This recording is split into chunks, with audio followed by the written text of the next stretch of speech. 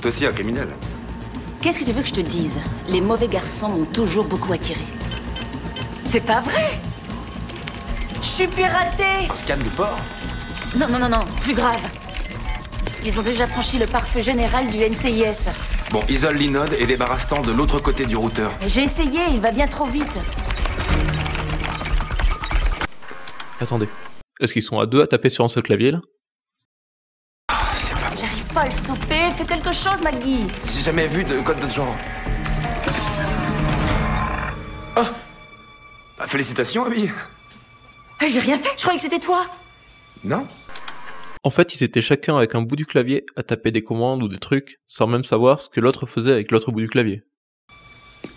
C'est moi. En tout cas, les doubleurs, ils se sont bien lâchés parce qu'en VO, ça faisait plus comme ça. No way. I'm getting hacked. Et après, en version française, ça faisait ça. C'est pas vrai. Je suis piratée. Je suis piraté! Remarquez, une intrusion dans un système informatique, c'est un peu une sorte de viol. Je suis piratée. De toute façon, les histoires de hacking, ça fait toujours bien dans les séries télévisées, quelle que soit la série d'ailleurs. Une fois que les os sont scannés, l'ordinateur calcule des scénarios qui coïncident avec les dommages. Cool. Wow, il y a un truc pas normal. Attends, ça sent pas le brûler? Oh, c'est pas vrai. Non.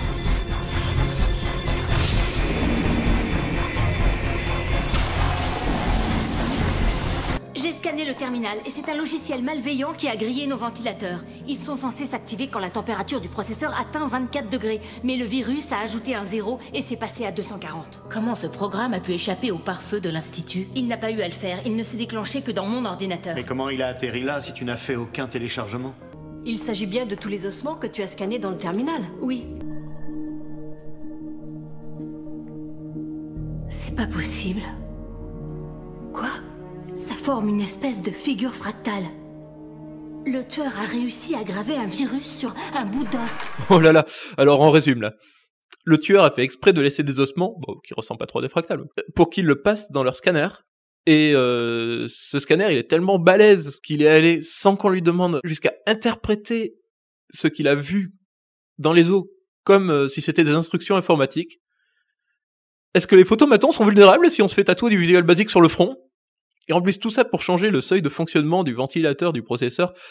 Au fait, si vous trouvez que 240 degrés Celsius c'est un peu juste pour mettre le feu, c'est parce qu'en version originale, les nombres c'était 75 degrés Fahrenheit, normalement, c'est-à-dire à peu près 24 degrés, le même seuil, et 750 degrés Fahrenheit avec le 0 en plus, c'est-à-dire 399 degrés Celsius.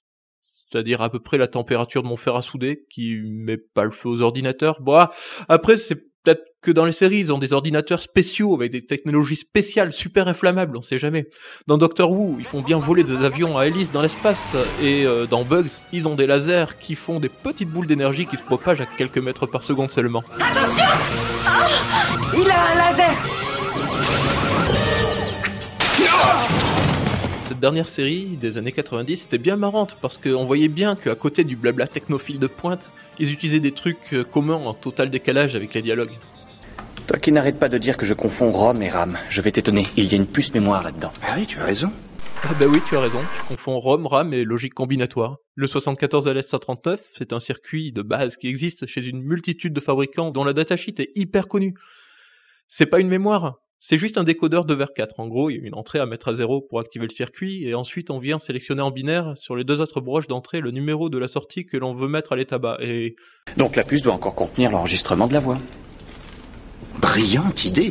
Et pourquoi un interphone enregistrerait la voix, au fait? J'avais raison, il y avait quelque chose dans l'interphone. Oui.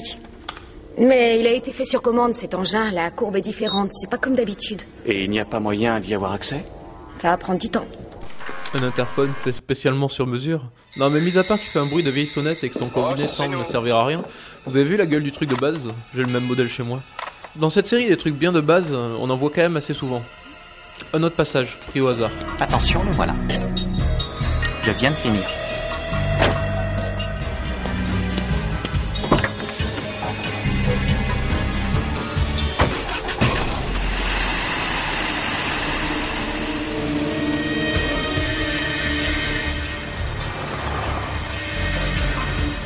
Ça a pris 4 secondes et demie.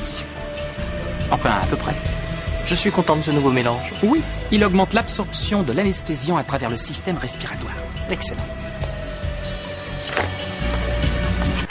Non mais c'est quoi ces masques? Comment ils veulent se protéger de quoi que ce soit avec ça? Je suis même pas certain que ça puisse me protéger efficacement contre la poussière si je décidais de poncer mon parquet. En plus ils ont même pas pincé la barrette métallique au niveau du nez. Leur mélange anesthésiant, il est en granulé ou quoi? Heureusement qu'il y a des séries qui, tout en restant sympathiques et attrayantes, permettent de relever un peu le niveau scientifique de ce que l'on regarde. Comme par exemple l'excellent Mythbusters, qui vérifie la véracité depuis la théorie jusqu'à l'expérience en pratique de nombreuses légendes urbaines, des plus communes aux plus bizarres. Le brouillard glacial arrive et Carrie se prépare au pire. Je vous le répète, ne vous approchez pas trop de l'azote liquide. Si cette fable est vraie, l'eau rapidement gelée à l'intérieur de l'arbre se dilate si vite qu'il explose. Mais y a-t-il suffisamment d'humidité pour corroborer ce mythe? Ça chute de plus en plus vite. Combien maintenant? Moins 8 degrés. Quoi? Presque moins 18. Ce truc pourrait exploser à tout moment. En effet. Et n'oublions pas que 0 degré correspond au point de congélation de l'eau. Ça chute très vite maintenant. Moins 67 degrés. Moins 70. Combien? Moins 73. C'est l'Antarctique? Ouais. Ce sapin est forcément gelé. On arrive à moins 130. C'est complètement dingue! Lors des minutes qui suivent, le sapin devient encore plus froid, sa température chutant en dessous du zéro absolu. Quoi? Non mais, c'est quoi ces doublages de...